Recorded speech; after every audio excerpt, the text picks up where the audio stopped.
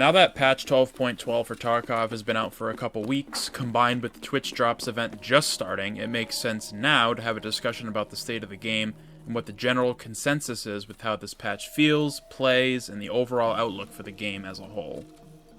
I can certainly say this is the most substantial patch we've gotten in a long time. I'd argue it's even bigger than patch .12 when Reserve was released back in 2019.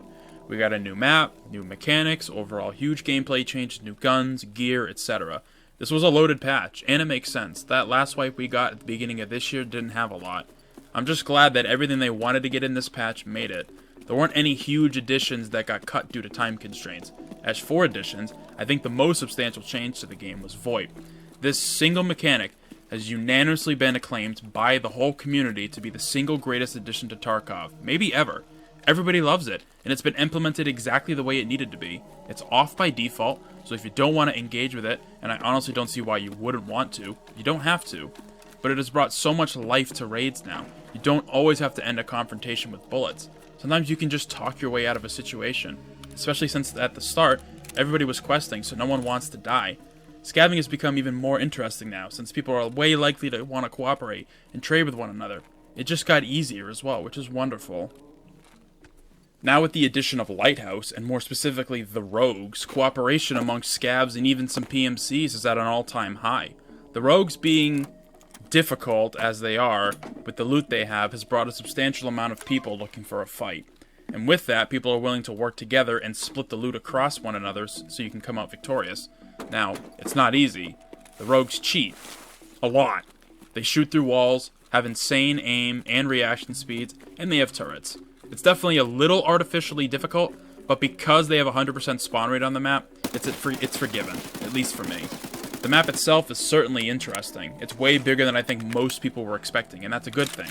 BSG always kills it with the design and layout of their map, so this one's no exception. Honestly, I have done more scavs than I have on PMCs on Lighthouse, but I'll get there eventually. Inertia. Something we all knew was coming eventually, and it's finally here. Well, how is it? Well, it's different.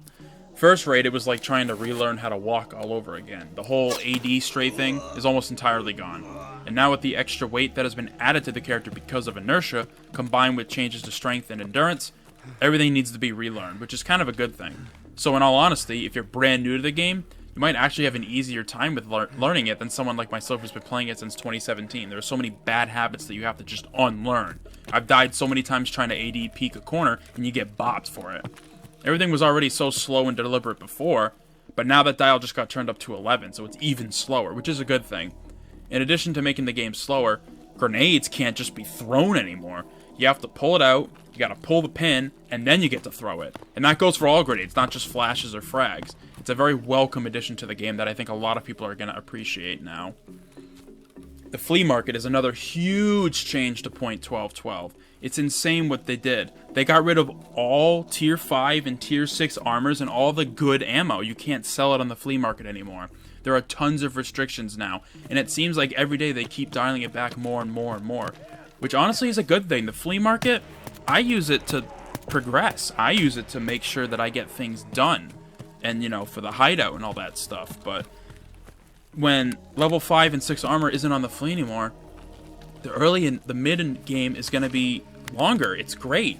It's something that we've all wanted. We want to extend this game's life, so even people who hit level 35, 40 in the first week or so, you know, they might have the good gear, but they're not going to have all the good ammo. It's really good change. Most people I've seen from what I've been reading have said it's a good thing. You know, there aren't too many people that are like, oh, I wish it was still there, but personally, that's what I've advocated for. Like I said, I've played the game without the flea market entirely, so if I had to do it again, I will. But this is a nice compromise. And my only complaint with it is now that the flea market has so many restrictions, they need to really look at the traders with stocks and what they sell and how much they sell and how much they reset. That's something that they're hopefully going to look into later down the line. Fingers crossed that they do it, and it's kind of, you know, a step-by-step process. But it seems like they're in the right track, at least with the flea market. And of course, there were tons of, you know, bug fixes and changes overall. However, I must admit that the stability of this patch has been kind of all over the place, at least for me personally. And I think that's in part due to the popularity of this patch and how much it's blown up since Wipe Day. This is a very exciting time, and especially with Twitch drops going on right now, these issues are probably going to persist for a while, so just try to be patient and enjoy the game when you can. If it's not working, just put the game down for a couple hours, go do something else. But as a whole, overall, this patch has been incredibly important for Tarkov, setting the groundwork for future patches with the looming .13 patch, hopefully next year with Streets of Tarkov. That's when the game's really going to shine, and we're truly going to see this game flesh out and become the true vision that Nikita has for Tarkov.